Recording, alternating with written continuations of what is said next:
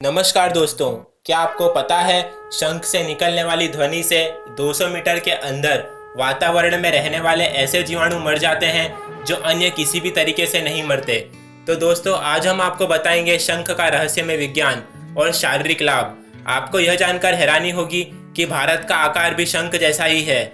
शंख कई प्रकार के होते हैं और सभी प्रकार के शंखों की विशेषता एवं पूजा पद्धति भिन्न भिन्न होती है। मुख्यतः यह 3 प्रकार के होते हैं: दक्षिणावर्ती शंख, मध्यावर्ती शंख तथा वामावर्ती शंख।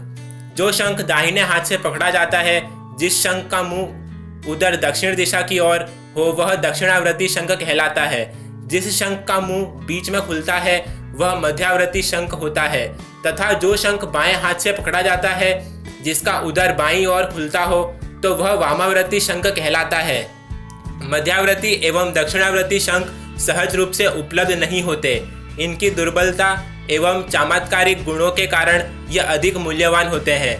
इसके अतिरिक्त लक्ष्मी शंख, गौमुखी शंख, कामधेनु शंख, विष्णु शंख, गरुड़ शंख, मणिपुष्पक शंख, चक्र शंख, राक्षस शंख, शनि शंख, राहु शंख, केतु शंख आदि प्रकार के होते हैं। दोस्तों, शंख के प्रकार और उनके लाभ के बारे में जानकारी विस्तार से हम हमारे आने वाले एपिसोड्स में देंगे। क्या आपको पता है शंख से 7.83 हर्ट्ज की आवाज़ निकलती है और यह हमारे कानों और हृदय तक आसानी से सुनाई देती है। मानव कान केवल 20 हर्ट्ज से अधिक आवृत्तियों फ्रीक्वेंसी को सुन सकता है। शंख के अंदर हवा के मार्ग की आंतरिक वक्रता इनर कर्वेचर फिबोनाची सीरीज पर आधारित है। पहले जानिए फिबोनाची सीरीज होती क्या है। इस सीरीज में पहले और दूसरे नंबर का जोड़ तीसरा नंबर होता है। इनके अनुक्रम हैं 1, 1, 2, 3, 5, 8, 13, 21, 34, 55, 89, 144, 233 आदि। जब हम दो संख्याओं के बीच का अनुपात रेशियो निकालते हैं तो हमें जो संख्या प्राप्त होती है वह है 1:1.618, जिसे गोल्डन रेशियो कहा जाता है। दोस्तों, गोल्डन रेशियो का रहस्य हम हमारे आने वाले एपिसोड्स में बताएंगे। शंख के अंदर का भाग जहाँ से आवाज़ निकलती है वह आकार शंख को मॉर्फोजेनेटिक कॉन्शियसनेस फील्ड द्वारा मिलता है। मॉर्फोजेनेसिस एक वैज्ञानिक शब्द है जो यह समझाता है कि टिश्यूज, ऑर्गन्स, ऑर्गेनिज्म को अपना आकार किस तरह मिलता है। जब हम शंख बजाते हैं हमारा शरीर स्थिर रहना चाहिए ताकि हमारे मस्तिष्क के दाहिने और बाहिने भाग समतल बैलेंस में रह सकें। हमारे कान का आंतरिक इनर हिस्सा भी स्पाइरल होता है जो फिबोनाची सीरीज का पालन करता है। स्केलर और साउंड वेव्स लॉन्गिट्यूडनल होती है। इसके अलावा सारी वेव्स ट्रांसवर्स होती है। कोई भी स्पाइरल यदि गोल्डन रेशियो और फिबोनाची सीरीज का पालन करता है तो उसमें से स्केलर वेव्स निकलती है, जिसका अर्थ यह हुआ कि शंख से भी स्केलर वेव्स निकलती है। स्केलर वेव्स किसी भी ठोस ऑब्जेक्ट के आर पार जा सकती है, जिसका अर्थ यह है कि शंख की ध्वनि कान से नहीं बल्कि दिल से सुनाई देती है।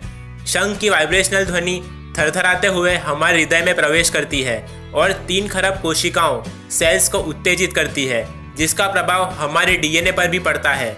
जब व्यक्ति गर्दन उठाकर शंख बजाता है तब उसकी सुषुम्ना नाड़ी सक्रिय हो जाती है, जिसकी वजह से मुंह से निकलने वाली वायु तत्व तेज तत्व की फ्रीक्वेंसी में रज तम पार्टिकल्स के बीच संतुलन बना रहता है। एक सांस में शंख बजाने के कारण यह नकारात्मक ऊर्जा को शरीर के भीतर जाने से बचाता है। जानिए शंखनाद के शारीरिक लाभ। यदि कोई व्यक्ति बोलने में असमर्थ है या किसी भी प्रकार का कोई वाणी दोष है तो शंख बजाने से लाभ मिलता है। शंख बजाने से कई तरह के फेफड़े के रोग जैसे दमा, संक्रमण, क्षय, दिल की बीमारी, पेट की बीमारी और अस्थमा आदि रोगों से निजात मिलती है।